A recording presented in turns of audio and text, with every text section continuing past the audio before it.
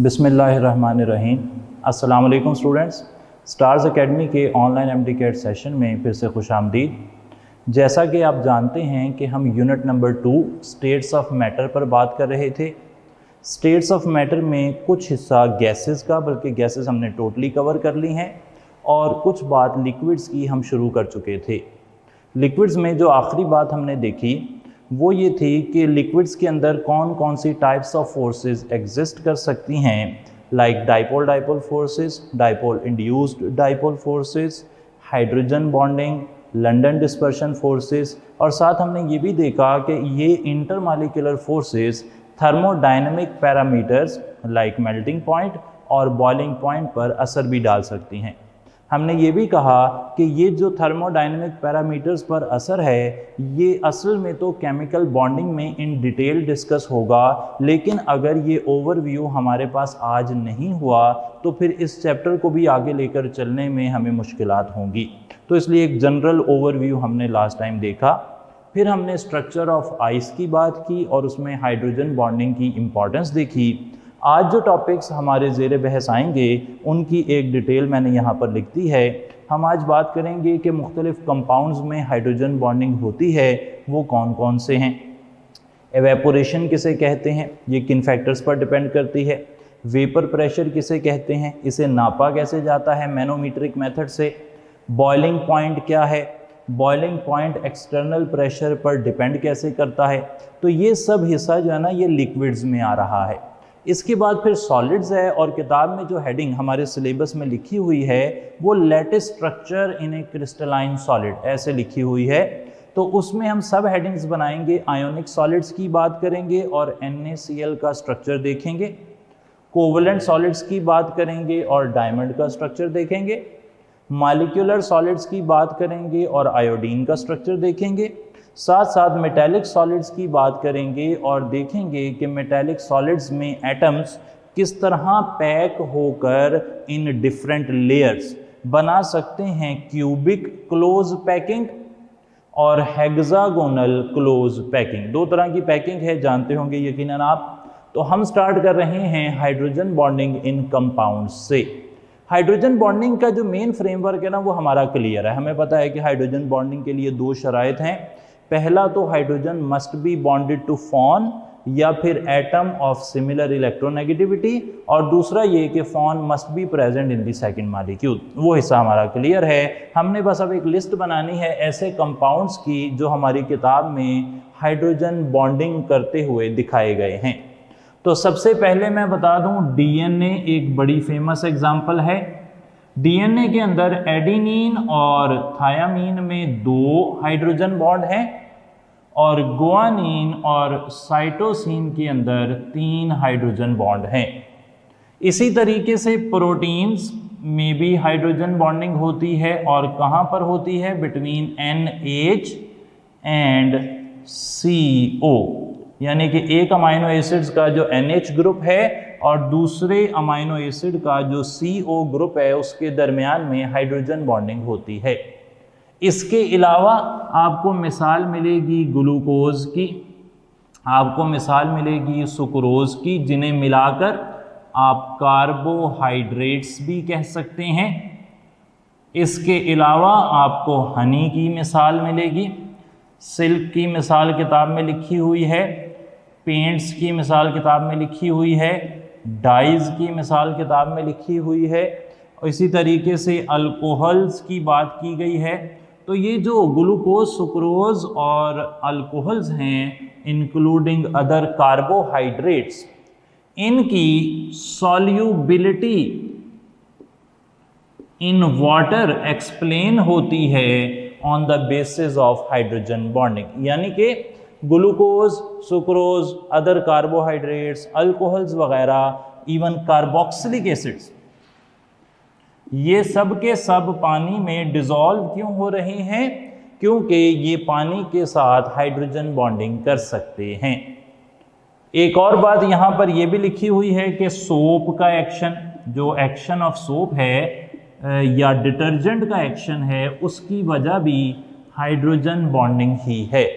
तो मेजर हमने बातें की कि कौन सी ऐसे चीज़ें हैं जो हाइड्रोजन बॉन्डिंग पर डिपेंड कर रही हैं।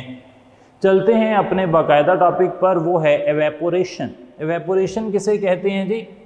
एवेपोरेशन, एवेपोरेशन को आप इस तरह याद रखेंगे कि evaporation is a spontaneous escape of molecules.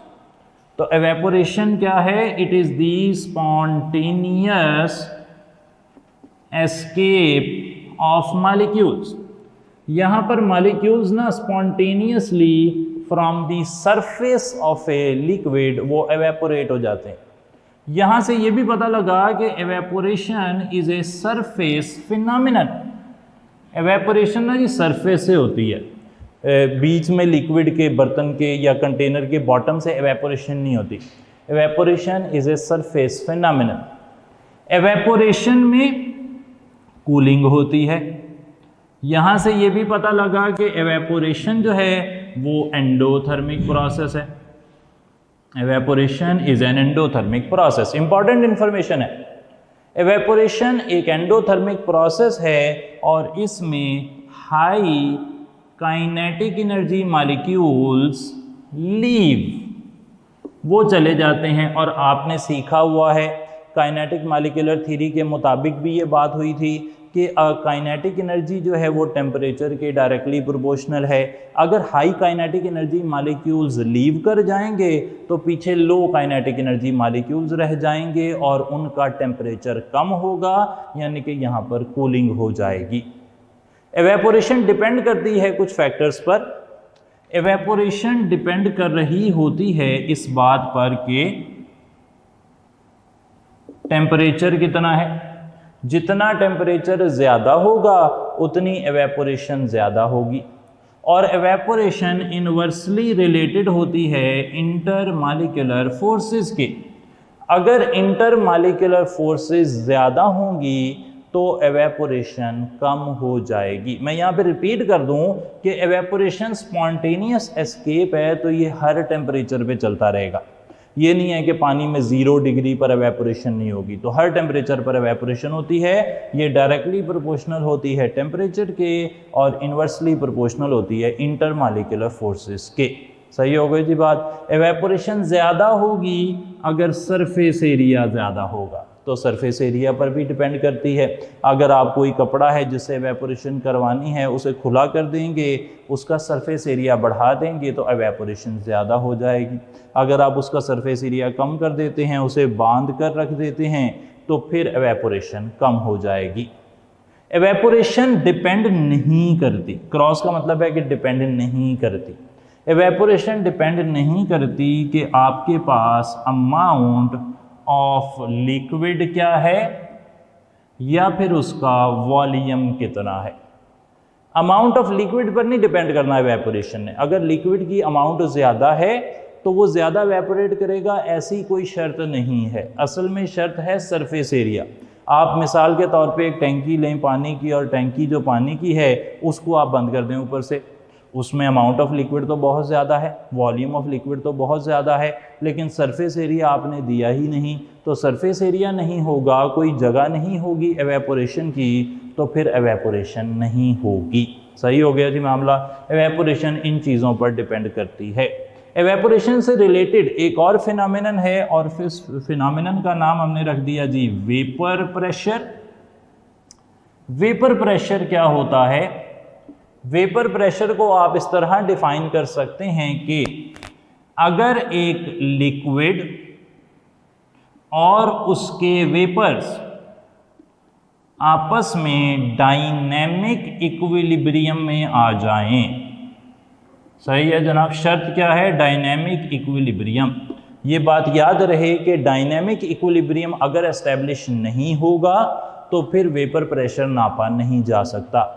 अगर लिक्विड और उसके vapours are in dynamic equilibrium with each other, तो फिर जो प्रेशर आप नापेंगे उसे आप कहेंगे कि ये वेपर प्रेशर है। वेपर प्रेशर भी कुछ चीज़ों पर डिपेंड करता है। वेपर प्रेशर डायरेक्टली रिलेटेड है टेम्परेचर से। अगर टेम्परेचर ज़्यादा होगा तो वेपर प्रेशर ज़्यादा होगा, यानी कि ज़्यादा वेपर्स बनेंगे। बस मसला ये है कि वेपर प्रेशर ना डायनेमिक इक्विलिब्रियम में क्लोज्ड कंटेनर में नापा जाता है। ओपन एयर में वेपर प्रेशर हम नहीं नापते। अगर इक्विलिब्रियम एस्टेब्लिश नहीं होगा तो हम वेपर प्रेशर नहीं नापेंगे। सही है जनाब। वेपर प्रेशर का दूसरा इन्हिसार है इंटरमॉलिक्यूलर फोर्सेस पर। इंटरमॉलिक्यूलर फोर्सेस ज़्यादा होंगी तो वेपर प्रेशर कम हो जाएगा। वेपर प्रेशर का दो चीज़ों पर डिपेंडेंस आ गई। अब वेपर प्रेशर किन चीज़ों पर डिपेंड नहीं करता, तो ये डिपेंड नहीं करता सरफेस एरिया पर, ये डिपेंड नहीं करता अमाउंट ऑफ लिक्विड पर, और ये डिपेंड नहीं करता वॉल्यूम ऑफ लिक्विड पर। एवेपोरेशन तीन चीज़ों पर डिपेंड कर रही थी, जबकि हमने देखा कि वेपर प्रेशर सिर्फ दो फैक्टर्स पर डिपेंड कर रहा है। टेम्परेचर बढ़ने से वेपर प्रेशर बढ़ता है और इंटरमॉलिक्यूलर फोर्सेस बढ़ने से वेपर प्रेशर कम हो जाता है। वेपर प्रेशर को नापने की अगर बात की जाए तो उसके लिए इस्तेमाल होता है मैनोमीट्रिक मेथड। अच्छा, मैनोमीट्रिक मेथड जो होता है ना जी, इसके अंदर आप प्रेशर नापते हैं as a function of atmospheric pressure. इस तरीके से काम होता है।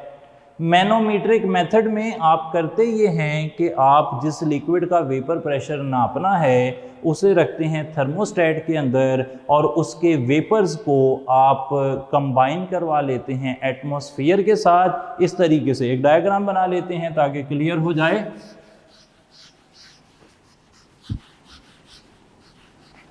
अरेंजमेंट इस तरह है जी। अरेंजमेंट इस तरह है कि एक आपके पास होता है थर्मोस्टेट, उसके अंदर वो लिक्विड होता है जिसका आपने नापना है वेपर प्रेशर। ये रहा वो लिक्विड, और अब यहाँ से आप एक पाइप ले जाते हैं एयर में, और एक जाती है उस एरिया में जहाँ पे आपने वेपर प्रेशर नापना है। वेपर प्रेशर नापने के लिए जो स्कीम आप इस्तेमाल कर रहे हैं वो है कंपैरिजन। असल में यहाँ पर एक लिक्विड मौजूद है और इस लिक्विड पर एक तरफ से एटमॉस्फेयर प्रेशर लगा रहा है और दूसरी तरफ से आपका जो लिक्विड है वो प्रेशर लगा रहा है। लिक्विड वाले प्रेशर को P कह दिया और एटमॉस्फेरिक प्रेशर को PA कह दिया। दरमियान में आपने लगाया हुआ है एक अदद स्केल। ये स्केल ग्रेजुएटेड है, यानी कि इस पर निशान लगे हुए हैं, और इन निशानों की जो हाइट है उसमें चेंज को डेल्टा एच कहेंगे। अब डेल्टा एच के हवाले से तीन तरह की पॉसिबिलिटीज़ एग्जिस्ट करती हैं। अगर आपने ये एक्सपेरिमेंट करवाया और आपको डेल्टा एच की वैल्यू मिली 0, तो इसका मतलब है लिक्विड का वेपर प्रेशर एटमॉस्फेरिक प्रेशर के बराबर है। ऐसा भी हो सकता है कि डेल्टा एच की वैल्यू पॉजिटिव आ जाए। सही है जनाब। डेल्टा एच की वैल्यू पॉजिटिव कब आएगी? जब लेफ्ट साइड वाला जो लिम्ब है उसमें लिक्विड नीचे चला जाए और राइट साइड में ऊपर चला जाए। इससे क्या नतीजा निकलेगा? इससे नतीजा निकलेगा कि जो लिक्विड है ना उसका प्रेशर एटमॉस्फेरिक प्रेशर से ज़्यादा है, तभी तो लिक्विड प्रेस कर रहा है, हो रहा है इस लिक्विड की वजह से और उस तरफ आगे बढ़ रहा है। तीसरी वाली बात देखें तो ऐसे भी हो सकता है कि डेल्टा एच की वैल्यू नेगेटिव हो जाए। अगर डेल्टा एच नेगेटिव होगा तो इसका मतलब है कि राइट साइड वाले लिम्ब में लिक्विड नीचे आया और लेफ्ट साइड से ऊपर चला गया, तो अब की बारी एटमॉस्फेरिक प्रेशर ज़्यादा होगा जी और हमारे लिक्विड का प्रेशर कम हो जाएगा। क्लियर है जी? दोबारा से एक बारी देख लें। यहाँ पर वो लिक्विड है जिसका वेपर प्रेशर आपको मालूम करना है। यहाँ से वो लिक्विड वेपर बनाता है, वो वेपर इस पाइप के ज़रिए से आते हैं यहाँ पर और इस लिक्विड पर प्रेशर लगाते हैं। इस लिक्विड पर एयर भी प्रेशर लगा रही है। अगर दोनों साइड का प्रेशर बराबर हुआ तो फिर पहले वाली इक्वेशन आ जाएगी। अगर हमारे लिक्विड के वेपर्स ने ज़्यादा प्रेस कर दिया तो डेल्टा एच हो जाएगा पॉजिटिव और हमारे लिक्विड का वेपर प्रेशर एटमॉस्फेरिक प्रेशर से ज़्यादा हो जाएगा। तीसरी सिचुएशन क्या है कि डेल्टा एच नेगेटिव हो, यानी कि जो एटमॉस्फेयर है वो ज़्यादा प्रेस करे और हमारे लिक्विड के वेपर्स इतने ज़्यादा ना बन रहे हों, तो फिर क्या सिचुएशन बनेगी? P A is greater than P हो जाएगा। यहाँ पर अब हमें करना ये है कि कुछ मशहूर लिक्विड्स जिनका वेपर प्रेशर हमें पता होना चाहिए उनकी एक फहरिस्त बना लेनी है। चलें नोट कर लेते हैं जी।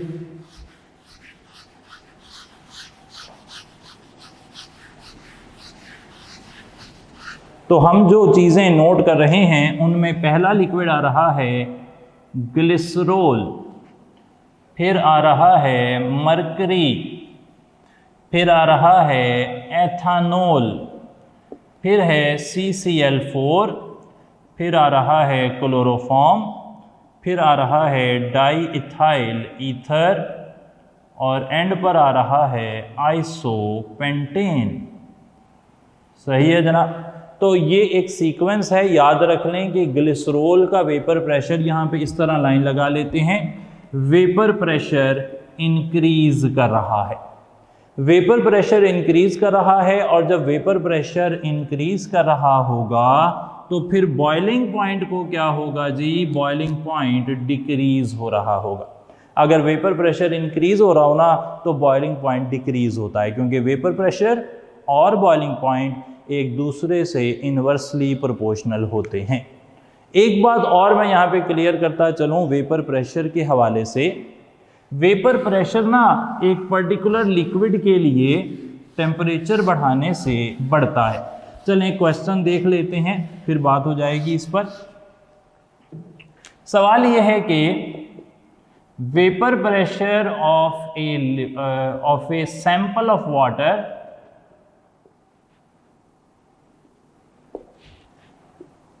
will change maximum when we change temperature from।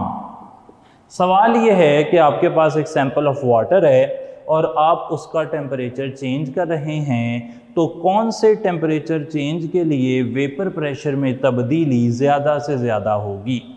Alpha option हमने यहाँ पर बनाया 10 to 20 डिग्री सेंटीग्रेड, यानी कि इनिशियल टेम्परेचर 10 से फाइनल टेम्परेचर 20 पर जाएं तो वेपर प्रेशर में ज़्यादा तब्दीली आएगी, या फिर 30 से 40 पर ज़्यादा तब्दीली आएगी, या फिर 50 से 60 पर ज़्यादा तब्दीली आएगी, या फिर 80 से 90 पर ज़्यादा तब्दीली आएगी।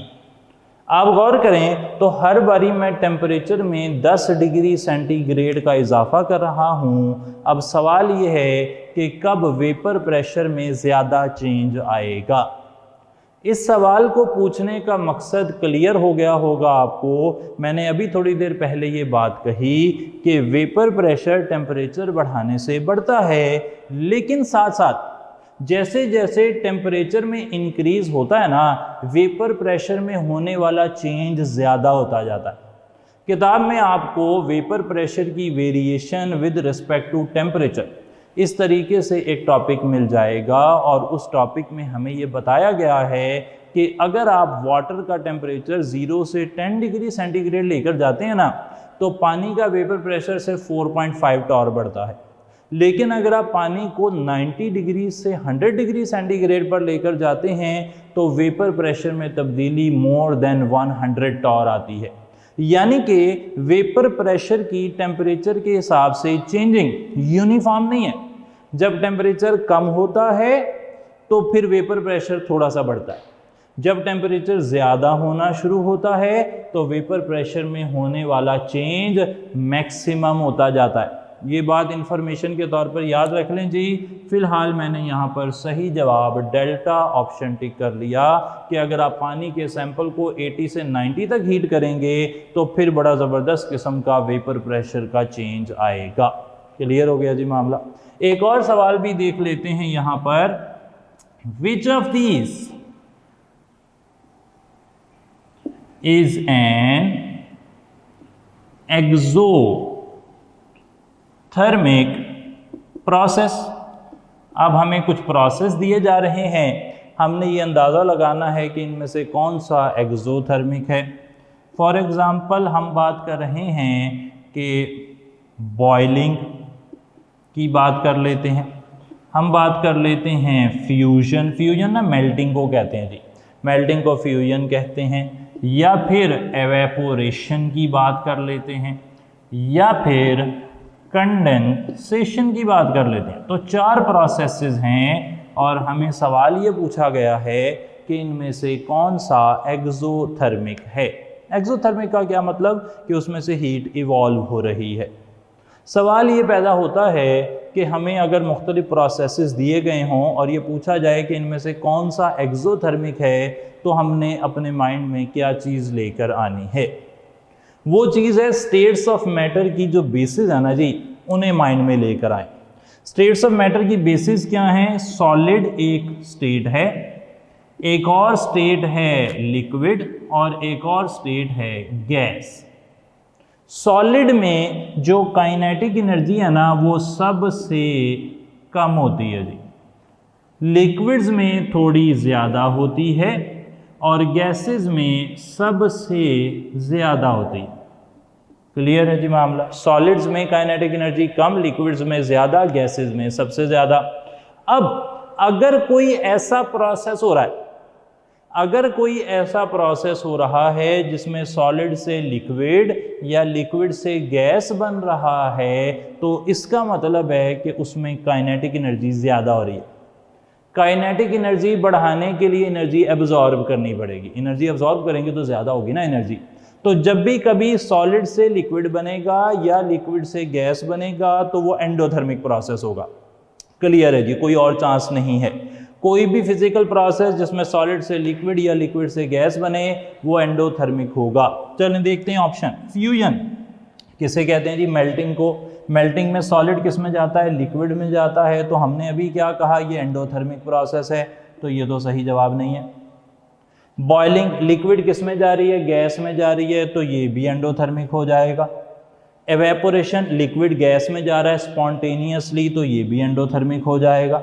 तो फिर एक्सोथर्मिक कौन है जी? कंडेंसेशन। कंडेंसेशन किसे कहते हैं? गैस का लिक्विड में आना। सही जी।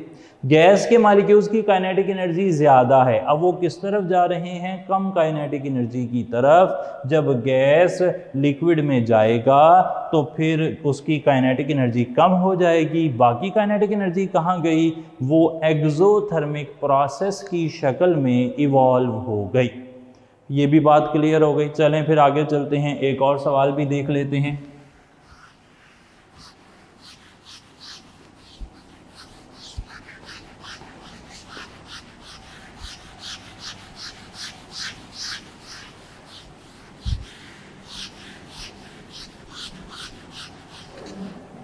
जी, सवाल यह है कि in order to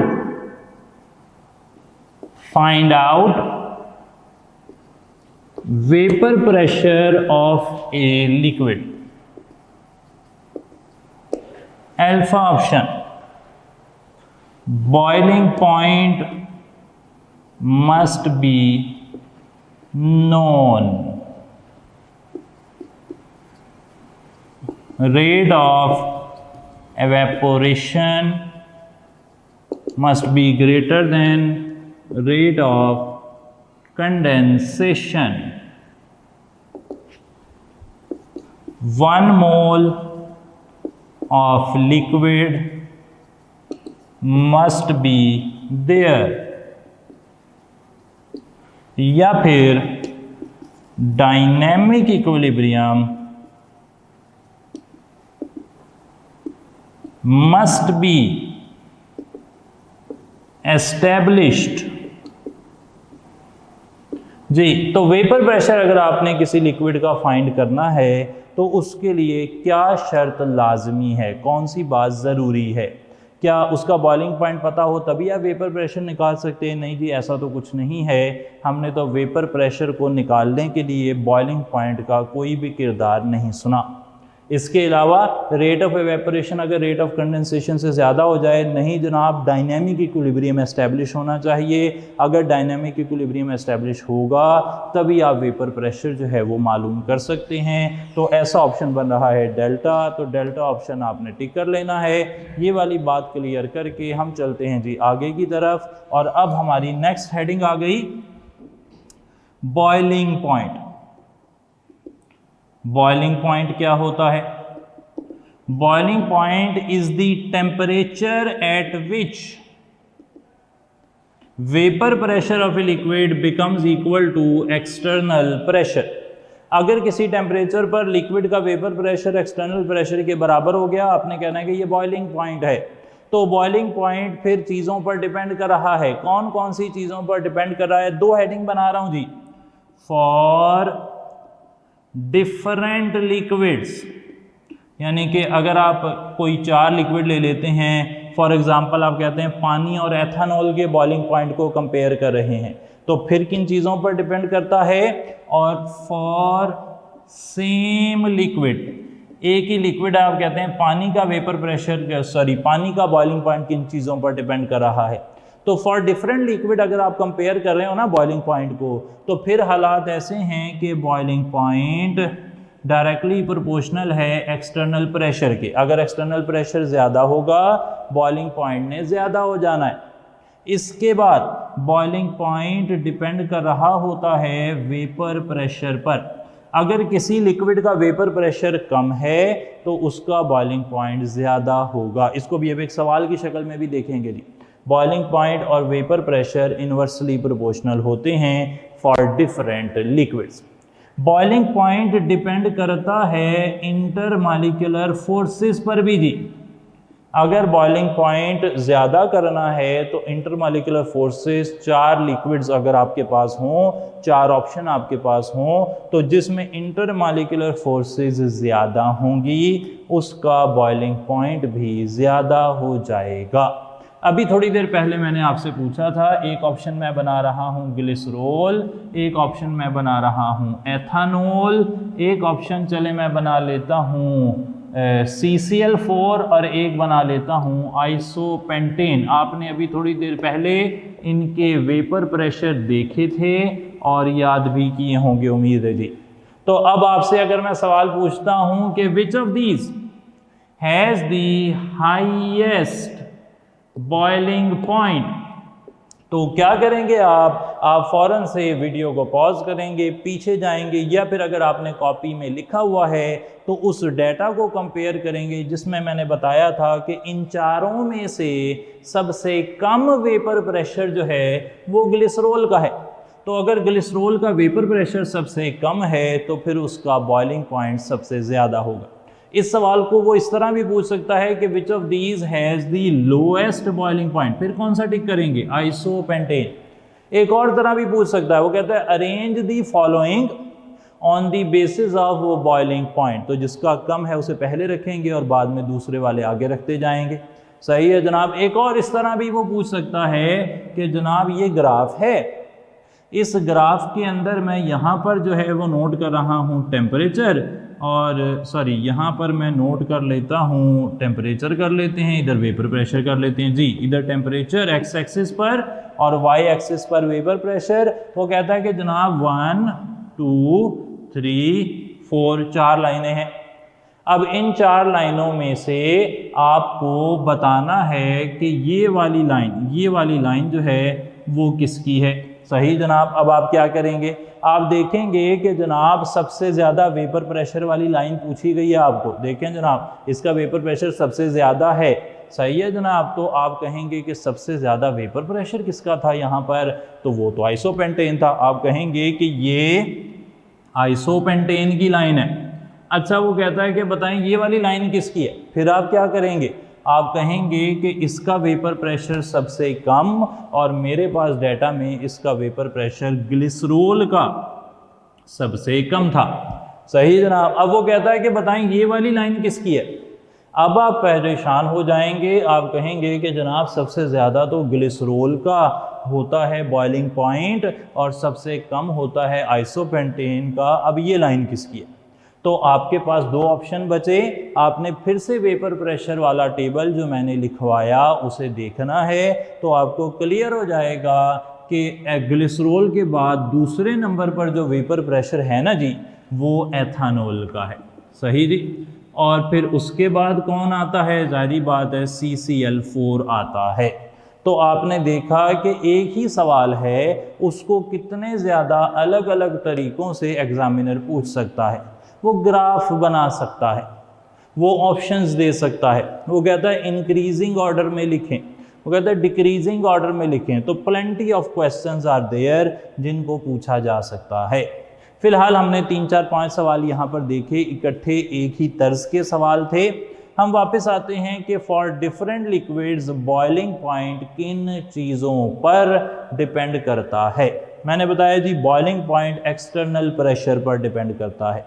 boiling point external pressure पर डिपेंड करता है, इस बात के लिए मैं टेबल बना रहा हूँ।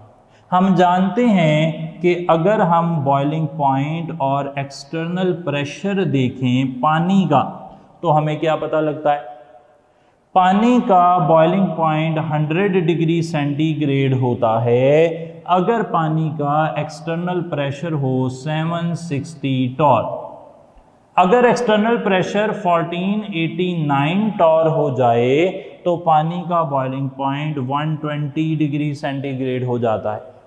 अगर आप चले गए हैं मरी हिल्स पर तो वहाँ पर एक्सटर्नल प्रेशर 700 टॉर होता है और पानी का बॉइलिंग पॉइंट 98 डिग्री सेंटीग्रेड होता है।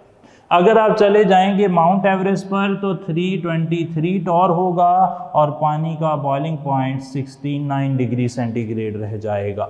अगर आप चाहते हैं कि पानी को बॉयल करवा लें 25 डिग्री सेंटीग्रेड पर तो पानी का एक्सटर्नल प्रेशर 23.7 टॉर रखना पड़ेगा।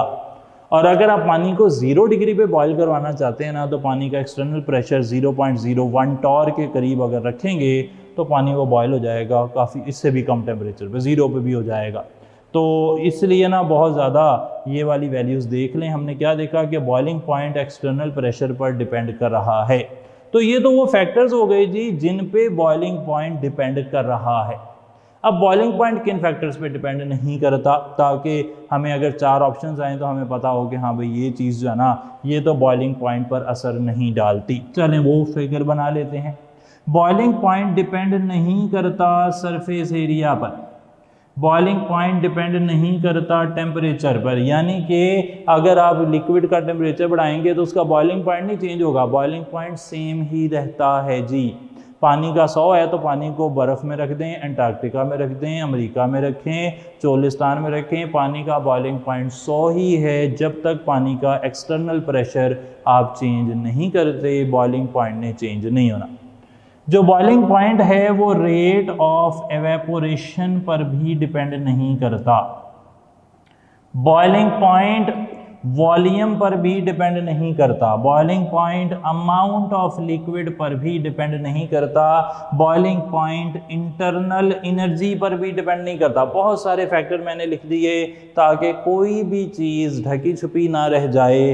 तो ये सारे factor surface area, temperature, rate of evaporation, volume of liquid, amount of liquid, internal energy, ये सब बॉइलिंग पॉइंट को चेंज नहीं कर सकते।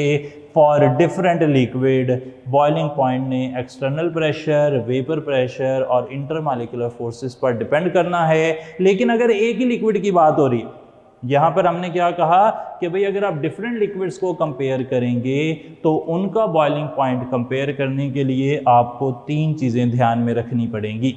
अब सवाल ये है कि पानी है, एक पर्टिकुलर लिक्विड है, उसके बॉइलिंग पॉइंट पर कौन से फैक्टर असरअंदाज होते हैं। तो सिर्फ और सिर्फ बॉइलिंग पॉइंट एक्सटर्नल प्रेशर पर डिपेंड करता है, बाकी बड़ा सारा कांटा लगा दिया जी मैंने, और किसी भी फैक्टर पर बॉइलिंग पॉइंट डिपेंड नहीं करता एक पर्टिकुलर लिक्विड के लिए।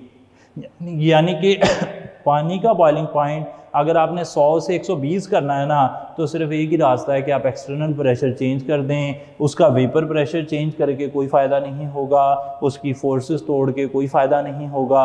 पानी का बॉइलिंग पॉइंट, एक पर्टिकुलर लिक्विड का बॉइलिंग पॉइंट चेंज करना है तो सिर्फ और सिर्फ एक ही रास्ता है कि आप उसका एक्सटर्नल प्रेशर चेंज करेंगे, वरना भूल जाएं जी, वरना कोई चांस नहीं है, किसी तरीके से भी ये तब्दील नहीं हो सकता। उम्मीद है कि काफ़ी सारे जो क्वेश्चंस हमने देखे साथ साथ उनसे काफ़ी मदद रही होगी आपको इस कॉन्सेप्ट को समझने के लिए। चलें फिर 1-2 सवाल और देख लेते हैं, फिर आगे की तरफ चलेंगे। जी, सवाल हम देख रहे थे with respect to boiling point. हमने सवाल ये पूछा कि which of these has the highest boiling point. आपको 4 ऑप्शन दे देगा और पूछेगा कि इनमें से किसका बॉइलिंग पॉइंट सबसे ज़्यादा है। हम फिलहाल मिसालें देख रहे हैं वाटर की, HF की, अमोनिया की और मीथेन की। तो बॉइलिंग पॉइंट हमें पता है कि boiling point forces of attraction पर डिपेंड करता है। जितनी इंटरमॉलिक्यूलर फोर्सेस ज़्यादा होंगी उतना बॉइलिंग पॉइंट ज़्यादा होगा। तो इन सब में से इंटरमॉलिक्यूलर फोर्सेस किस में ज़्यादा हैं जी? वाटर में ज़्यादा हैं। वाटर में 2 हाइड्रोजन बॉन्ड पर मॉलिक्यूल होते हैं, पानी का बॉइलिंग पॉइंट सबसे ज़्यादा हो जाएगा। सही है जी बात। इसी तरीके से आपको कोई और मॉलिक्यूल दे देता है, वो कहता है कि आपके पास मॉलिक्यूल है मीथेन, फिर है ईथेन, फिर है प्रोपेन, फिर है ब्यूटेन। तो अब बताएं कि किसका बॉइलिंग पॉइंट ज़्यादा है। आपने कहना है कि सबसे ज़्यादा फोर्सेस तो जनाब C4H10 में हैं। कौन सी फोर्सेस हैं? कल सीखा था, वो थी लंदन डिस्पर्शन फोर्सेस। तो लंदन डिस्पर्शन फोर्सेस इसमें ज़्यादा हैं, तो इसका बॉइलिंग पॉइंट ज़्यादा हो जाएगा। सही जनाब। एक और बात देखें, वो कहता है कि देयर आर 4 लिक्विड्स। एक का वेपर प्रेशर है 100 टॉर, एक का वेपर प्रेशर है 200 टॉर, एक का वेपर प्रेशर है 300 टॉर, एक का वेपर प्रेशर है 400 torr at 25 degree centigrade. Which of these has the highest boiling point? 4 liquid हैं, उन सब का जो वेपर प्रेशर है 25 डिग्री सेंटीग्रेड पर वो अलग अलग है, और वो है 100, 200, 300 एंड 400। आपसे सवाल ये पूछा गया है कि किसका बॉइलिंग पॉइंट सबसे ज़्यादा है। हमने क्या याद किया? बॉइलिंग पॉइंट इन्वर्सली प्रोपोर्शनल है वेपर प्रेशर के। जितना वेपर प्रेशर कम होता है उतना बॉइलिंग पॉइंट ज़्यादा होता है। तो यहाँ पर अल्फ़ा ऑप्शन का वेपर प्रेशर सबसे कम, तो फिर उसका बॉइलिंग पॉइंट सबसे ज़्यादा हो जाएगा। तो ये था जी बॉइलिंग पॉइंट का कंसेप्ट और बॉइलिंग पॉइंट का एक्सटर्नल प्रेशर से रिलेशन। इसके साथ ये हिस्सा हमारा मुकम्मल होता है। यहाँ तक की बात हम कर चुके हैं। अब हमने बात करनी है आयोनिक सॉलिड्स, कोवलेंट सॉलिड्स और मॉलिक्यूलर सॉलिड्स की। साथ इनकी कुछ एनिमेशंस भी देखेंगे और सीखेंगे कि ये मॉलिक्यूल कैसे बने हुए हैं। जी, तो जैसा कि हमने कहा, अब हमारी बात चल रही है सॉलिड्स की। सॉलिड्स की कुछ मेजर क्लासेस हैं आयोनिक सॉलिड्स, उसके बाद आ जाते हैं कोवेलेंट सॉलिड्स, और उसके बाद आ जाते हैं मॉलिक्यूलर सॉलिड्स। पहले इन 3 की बात कर लेते हैं और फिर इन तीनों के बाद जाएंगे मेटालिक सॉलिड्स की तरफ। हर एक में हम एक बड़ी अहम मिसाल देखेंगे। आयोनिक सॉलिड्स में हम NaCl को एज एन एग्जाम्पल कोट करेंगे। कोवलेंट सॉलिड्स में हम डायमंड को एज एन एग्जाम्पल कोट करेंगे। मॉलिक्यूलर सॉलिड्स में हम आयोडीन को एज एन एग्जाम्पल कोट करेंगे और स्ट्रक्चर भी उनके देखेंगे। सबसे पहले आयोनिक सॉलिड्स की कुछ प्रॉपर्टीज। आयोनिक सॉलिड्स में डेफिनेटली आयोनिक बॉन्ड ही होता है, और आयोनिक बॉन्ड रिस्पॉन्सिबल होता है for their high melting point and boiling point.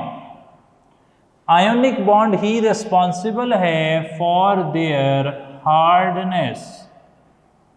सही जी, आयनिक बॉन्ड होता है इसलिए वो ना थोड़े से हार्ड के साथ साथ, बल्कि मैं ज़्यादा अच्छा वर्ड लिख देता हूँ कि वो ब्रिटल होते हैं। सही जनाब।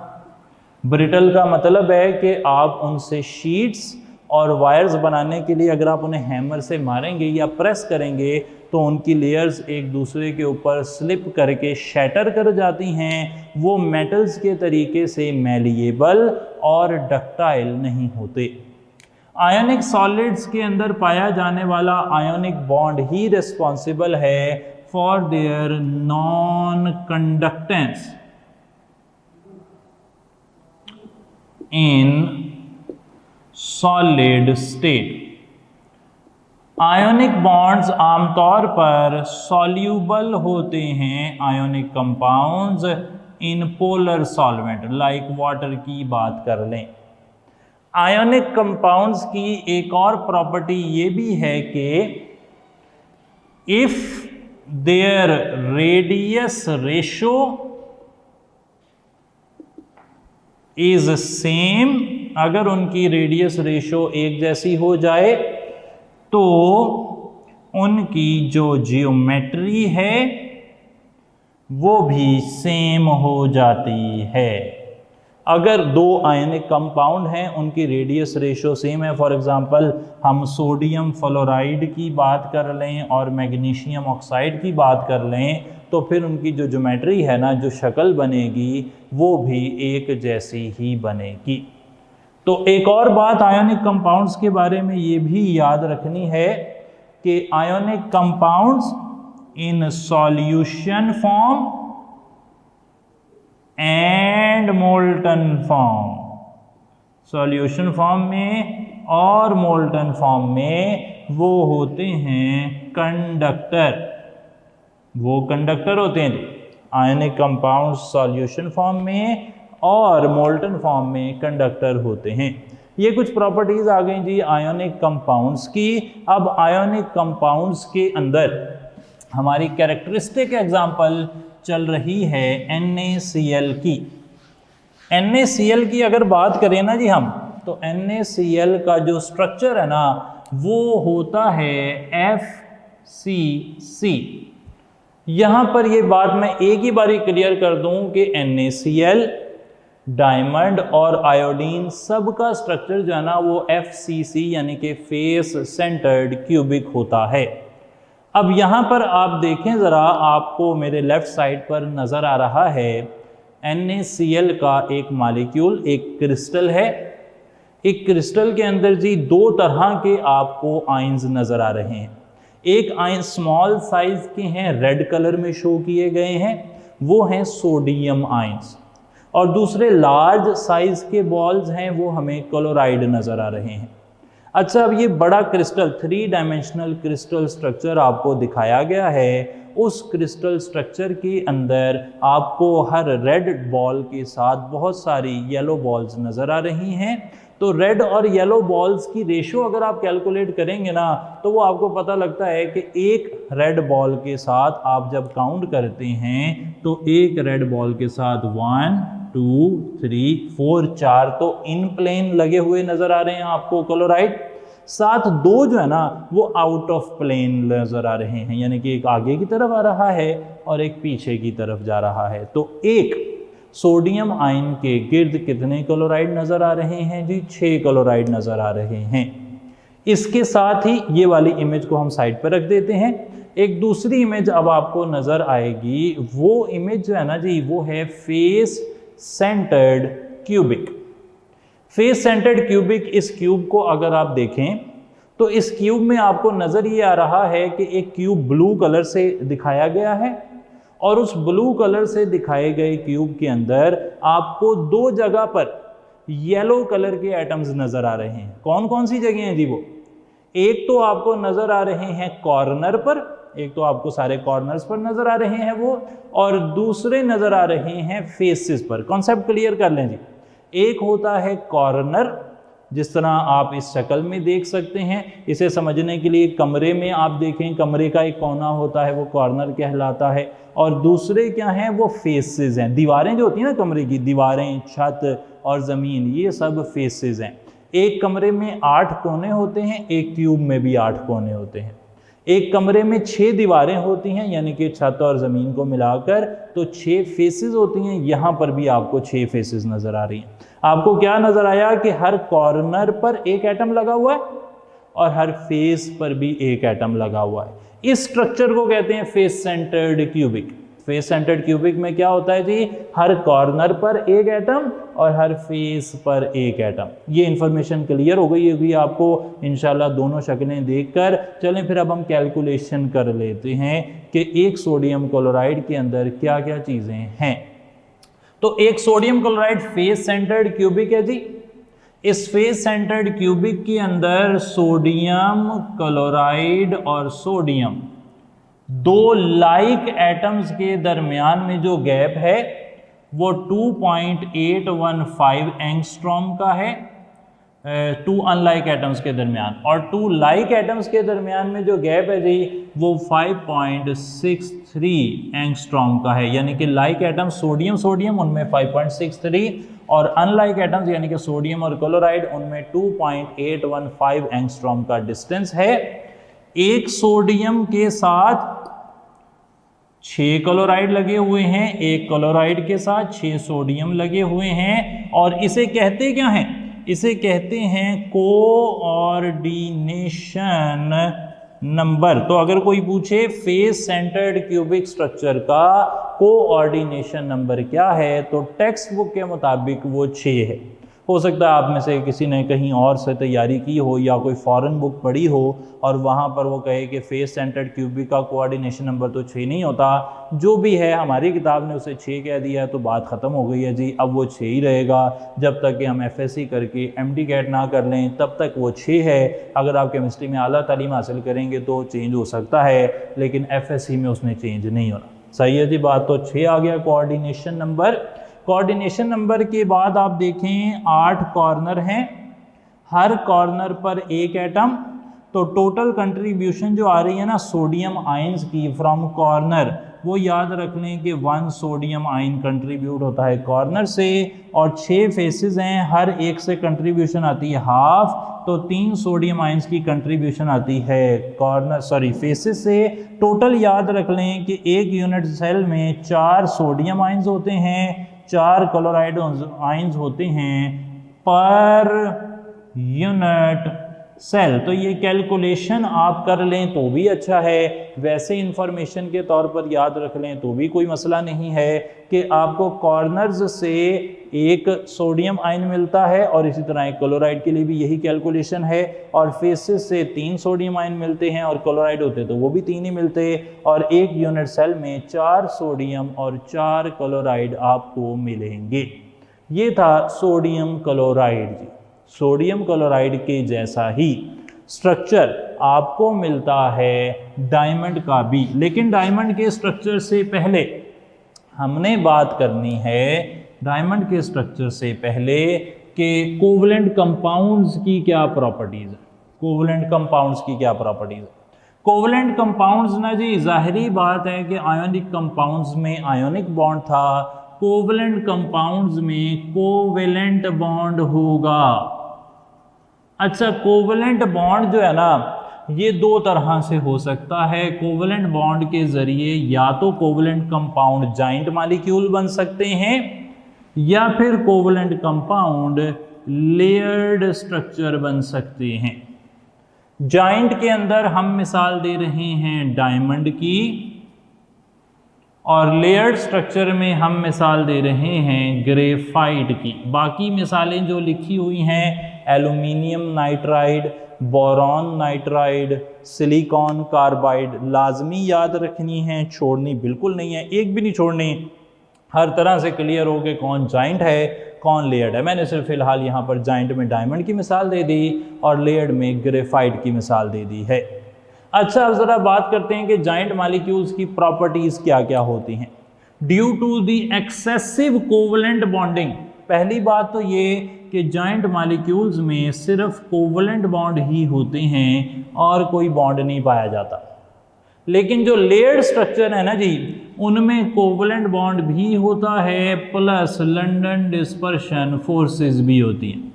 यानी कि जो लेयर है ना ग्रेफाइट की, मान लें एक ये लेयर है एक ये दूसरी लेयर है, तो इन लेयर्स के बीच में असल में जो है ना लंडन डिस्पर्शन फोर्सेस पाई जाती हैं। क्यों पाई जाती हैं? क्योंकि ग्रेफाइट जैसे जो मॉलिक्यूल हैं इनके अंदर कार्बन जब एक लेयर का 3 बॉन्ड बनाता है ना जी, हेक्सागोनल स्ट्रक्चर है ग्रेफाइट का। ग्रेफाइट का स्ट्रक्चर कैसा है?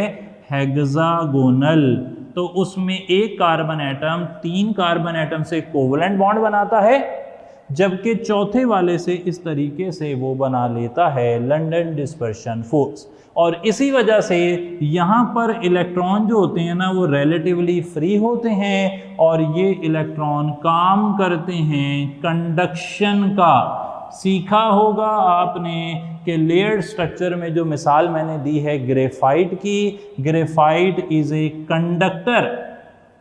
Conductor parallel to the layers. और इसकी वजह मैंने बता दी है, एमसीक्यू की शक्ल में बहुत कॉमन सवाल है ये कि आ सकता है कि ये कंडक्टर क्यों होता है, क्योंकि इसमें रिलेटिवली फ्री इलेक्ट्रॉन हैं जिसने कोवलेंट बॉन्ड नहीं बनाया बल्कि उसने वैन डर वाल या लंदन डिस्पर्शन फोर्स बनाई हुई है। क्योंकि जो जाइंट मॉलिक्यूल हैं उनमें सिर्फ कोवलेंट बॉन्ड होते हैं और कोवलेंट बॉन्ड में इलेक्ट्रॉन लोकलाइज्ड होते हैं, फिक्स्ड होते हैं, तो फिर वो कंडक्टर नहीं हैं। ग्रेफाइट जैसे मॉलिक्यूल जिनमें लंदन डिस्पर्शन फोर्सेस भी होती हैं वो कंडक्टर हो सकते हैं। ग्रेफाइट में हाइब्रिडाइजेशन आपको sp2 मिलेगी, डायमंड में हाइब्रिडाइजेशन आपको sp3 मिलेगी। सही है जी, मेजर बातें मैंने बता दी। अच्छा, अब जाइंट मॉलिक्यूल में तो एक्सेसिव कोवलेंट बॉन्डिंग है, तो इस वजह से वो किसी भी चीज़ में सॉल्यूबल नहीं होंगे, वो हार्ड होंगे। सही है जनाब, हार्ड होंगे। क्यों? क्योंकि बॉन्डिंग बड़ी ज़्यादा है,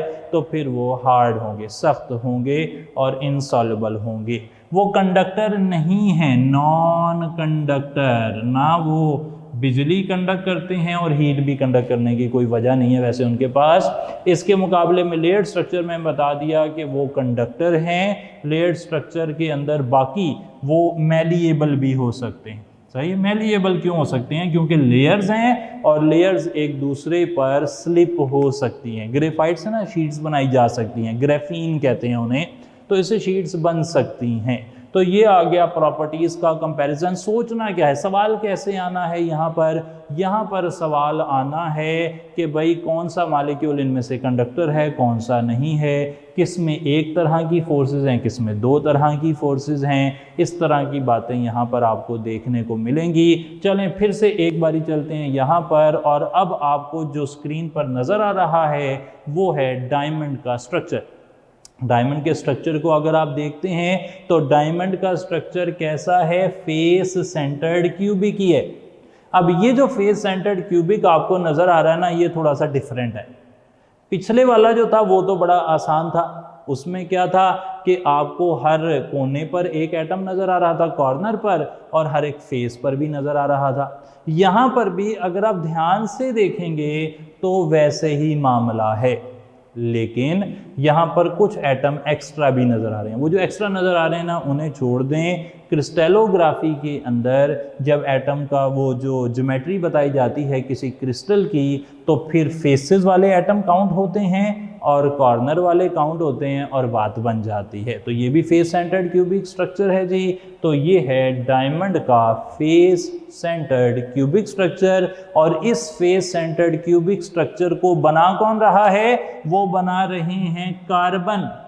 और उन कार्बन की हाइब्रिडाइजेशन कैसी है? sp3 है। उनमें एंगल कितना है? 109.5 डिग्रीज का है। और वो कार्बन की वेस्पर थ्योरी के मुताबिक ज्योमेट्री कैसी है जी? टेट्राहेड्रल है। मैं क्लियर कर दूं यहाँ पर, परेशान नहीं होना बिल्कुल आपने। कार्बन जो है उसकी आपस में जो डायग्राम बन रही है ना, वो टेट्राहेड्रल बन रही है वेस्पर थ्योरी के मुताबिक। लेकिन जब सारे टेट्राहेड्रल आपस में मिलकर इस शक्ल में आते हैं तो फिर वो शक्ल क्रिस्टल सिस्टम में क्या कहलाती है? वो कहलाती है फेस सेंटर्ड क्यूबिक स्ट्रक्चर कहलाती है। सही जी, दोनों बातें सही हैं। ये टेट्राहेड्रल है, इंडिविजुअल एक अरेंजमेंट कार्बन की वो टेट्राहेड्रल है अकॉर्डिंग टू वेस्पर थ्योरी। और जब ये आपस में मिलते हैं और ये वाली शक्ल बनाते हैं तो ये शक्ल बन जाती है फेस सेंटर्ड क्यूबिक। सही है जी मामला। इसके साथ फिर हम आगे चलते हैं मॉलिक्यूलर सॉलिड्स पर। एंड पर 2-3 सवाल देख लेंगे ताकि ये आइडिया हमारा क्लियर हो जाए। तो मॉलिक्यूलर सॉलिड्स क्या हैं जी? मॉलिक्यूलर सॉलिड्स की पहचान ये है कि molecular solids consist of molecules. तो आपने आज तक जो भी मॉलिक्यूल देखा है ना जी, अगर वो सॉलिड में आया तो मॉलिक्यूलर सॉलिड होगा। मिसालें बनानी पड़ेंगी काफ़ी सारी। I2 iodine. आगे चलते हैं, अगर वाटर सॉलिड में आ जाए, CO2 सॉलिड में आ जाए, P4 सॉलिड में आ जाए, S8 सॉलिड में आ जाए, ग्लूकोज सॉलिड हो सकती है, सुक्रोज सॉलिड हो सकती है। आप कोई भी मॉलिक्यूल की मिसाल ले लें, अगर वो सॉलिड में आ गया तो फिर वो मॉलिक्यूलर सॉलिड होगा। अच्छा, मॉलिक्यूलर सॉलिड में फिर कौन सी फोर्सेस होती हैं? मॉलिक्यूलर सॉलिड में फोर्सेस हो सकती हैं तमाम तर इंटर मॉलिक्यूलर फोर्सेस, चाहे वो हाइड्रोजन बॉन्डिंग हो, चाहे वो लंदन डिस्पर्शन फोर्स हो, डाइपोल डाइपोल फोर्स हो, कोई भी हो, इंटर मॉलिक्यूलर फोर्सेस कोई भी हो, वो बनाएंगे मॉलिक्यूलर सॉलिड। सही है जी बात। तो मॉलिक्यूलर सॉलिड में इंटर मॉलिक्यूलर फोर्सेस हैं जो holding atoms, holding molecules together. बहुत इंपॉर्टेंट बात है। सारे सवाल मुझे लगता है कि आपके अगर गलत हो सकता है कोई इस टॉपिक में सवाल, तो वो इसी बात से है कि कौन सी फोर्सेस सॉलिड को जोड़ रही हैं। तो मॉलिक्यूलर सॉलिड में इंटर मॉलिक्यूलर फोर्सेस जो हैं वो जोड़ रही हैं सॉलिड्स को। सही है जनाब, ये इंपॉर्टेंट बात थी। आयोडीन का स्ट्रक्चर वैसे वो देखेंगे अभी, लेकिन पहले ये देख लें कि मॉलिक्यूलर सॉलिड्स में अब दो तरह के मॉलिक्यूलर सॉलिड होंगे। एक वो हैं जो पोलर कंपाउंड से बने हैं, एक वो हैं जो नॉन पोलर से बने हैं। अब जो पोलर होंगे ना, जैसे कि पानी बन गया, जैसे कि ग्लूकोज है या सुक्रोज है, फिर वो सॉल्यूबल होंगे इन पोलर, वो पानी वगैरह में हल भी हो जाएंगे। जो नॉन पोलर हैं वो पानी वगैरह में हल नहीं होंगे, वो नॉन पोलर में हल होंगे। अब क्योंकि मॉलिक्यूलर सॉलिड जो हैं वो ओवरऑल अगर देखा जाए तो उनमें इंटरमॉलिक्यूलर फोर्सेस हैं, इंटरमॉलिक्यूलर फोर्सेस तो वीक होती हैं, तो फिर इनके मेल्टिंग पॉइंट और बॉइलिंग पॉइंट भी उसी हिसाब से लो होंगे। ये सॉफ्ट होंगे, फोर्सेस तो इतनी मजबूत नहीं है, तो फिर ये सॉफ्ट होंगे। आपकी स्क्रीन पर अब जो मॉलिक्यूल चल रहा है जी वो है आयोडीन का स्ट्रक्चर। आयोडीन के स्ट्रक्चर का नाम अगेन वही है जी, फेस सेंटर्ड क्यूबिक। और आपको स्ट्रक्चर में नज़र क्या आ रही है? खास बात आपको नज़र आ रहे हैं येलो कलर के दो दो एटम पर मुश्तमिल मॉलिक्यूल, जो कि ना सिर्फ कॉर्नर्स पर मौजूद हैं बल्कि फेसेस पर भी मौजूद है। काउंट करें ध्यान से, स्ट्रक्चर ज़रा कॉम्प्लेक्स है, तो आप जब देखेंगे तो हर कॉर्नर पर और हर फेस पर आपको आयोडीन का मॉलिक्यूल नज़र आएगा। एक कॉर्नर पर मौजूद आयोडीन का मॉलिक्यूल दूसरे कॉर्नर पर मौजूद आयोडीन के मॉलिक्यूल के साथ कैसे जुड़ा हुआ है? क्या वो कोवलेंट बॉन्ड से जुड़ा है? नहीं जी, वो जुड़ा है इंटरमॉलिक्यूलर फोर्सेस के साथ। और यहाँ पर जो इंटरमॉलिक्यूलर फोर्सेस हैं वो हैं लंदन डिस्पर्शन फोर्सेस। सही है जनाब, ये बड़ा इंपॉर्टेंट बात हो गई। आयोडीन में एक और ख़ास बात आपको पता है कि आयोडीन का जो सॉलिड में आयोडीन आयोडीन बॉन्ड है ना, वो होता है 271 पिकोमीटर का, और जब ये गैस में जाता है थोड़ा श्रिंक हो जाता है, 266.6 पिकोमीटर का हो जाता है। चलें जनाब, अब कुछ सवाल देखते हैं, इस हिस्से को मिटाते हैं, कुछ सवाल देखेंगे और फिर आगे की तरफ चलेंगे। जी, कुछ बात हम कर रहे थे क्वेश्चंस के हवाले से। यहाँ पर 3 सवाल हमने लिख लिए हैं और उन 3 सवालों से बहुत ही अहम इंफॉर्मेशन, मैं समझता हूँ कि इससे ज़्यादा अहम इंफॉर्मेशन और इससे बड़ी कन्फ्यूजन इस पर्टिकुलर टॉपिक में यानी कि स्टेट्स ऑफ मैटर में हम में से अक्सर लोगों को कभी नहीं रही। बहुत बड़ी कन्फ्यूजन है, तो उसको हमने हल करना है। फ़िलहाल सवाल देखते हैं, बहुत ही अहम सवाल है। मैं कहूँगा कि यहाँ पर आपने बहुत ज़्यादा टाइम देना है, बहुत ज़्यादा ध्यान से बारीकी से बात को समझना है। पहला क्वेश्चन मैंने लिखा कि example of atomic solid. 4 compounds लिखे हैं, आपने बताना है कि इनमें से कौन सा एक एटॉमिक सॉलिड है। अब हमने तो सॉलिड पढ़े हैं आयोनिक, कोवलेंट, मॉलिक्यूलर और मेटालिक। अब सवाल ये है कि एटॉमिक सॉलिड कौन सा है। तो जो आयोनिक सॉलिड है वो किस पर मुश्तमिल होता है जी? वो आयंस पर मुश्तमिल होता है। और जो मॉलिक्यूलर सॉलिड है वो मॉलिक्यूल्स पर मुश्तमिल होता है। अब बचा कोवलेंट सॉलिड। अगर आप कोवलेंट सॉलिड की कंपोजिशन देखें ना, तो कोवलेंट सॉलिड में एटम्स होते हैं। डायमंड सारे कार्बन के एटम हैं, ग्रेफाइट सारे कार्बन के एटम हैं, और उन एटम्स से मिलकर ही पूरा क्रिस्टल बन जाता है। तो याद रख लें कि कोवलेंट सॉलिड्स को अगर वो एक ही तरह के एटम पर मुश्तमिल होना, जैसे कि सिलिकॉन भी एक कोवलेंट सॉलिड है, तो फिर आप उसे एटॉमिक सॉलिड भी कहते हैं। तो यहाँ पर एटॉमिक सॉलिड हो गया डायमंड।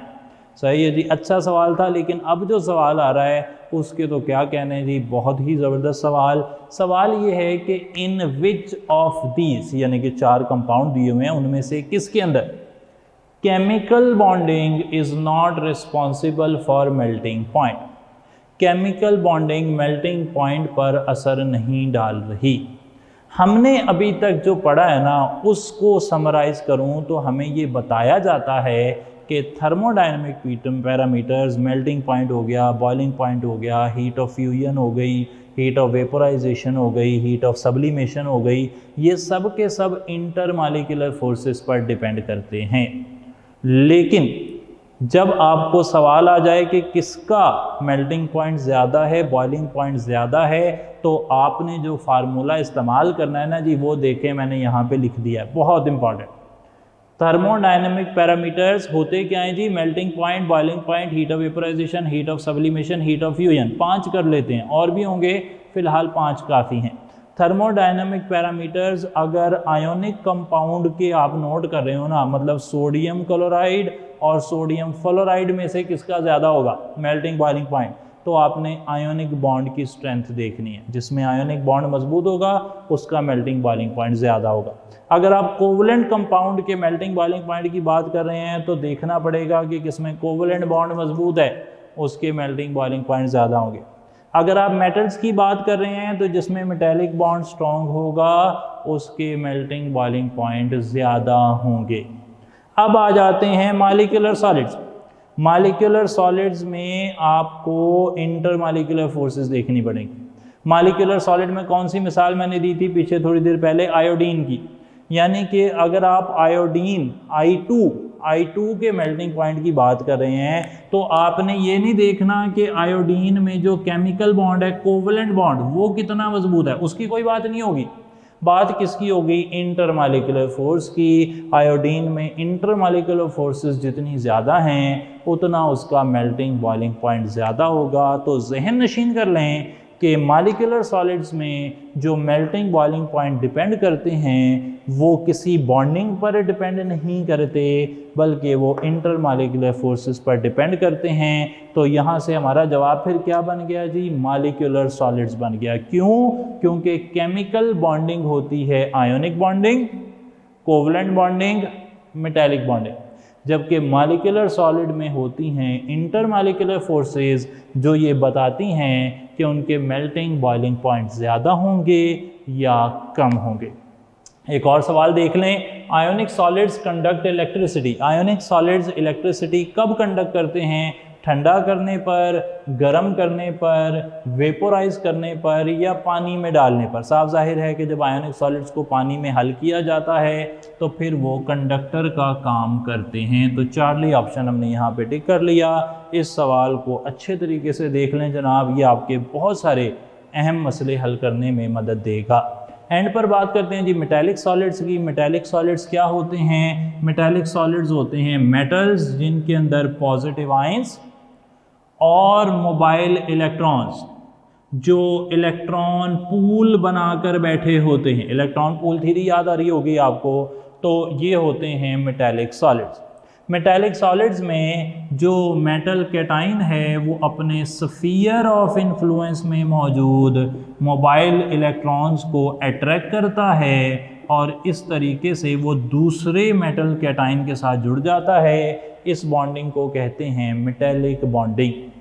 मेटेलिक बॉन्डिंग की ये थ्योरी इलेक्ट्रॉन पूल थ्योरी है। इसके अलावा वैलेंस बॉन्ड थ्योरी भी है जिसके मुताबिक मेटेलिक बॉन्डिंग जो है ना इज डीलोकलाइज्ड।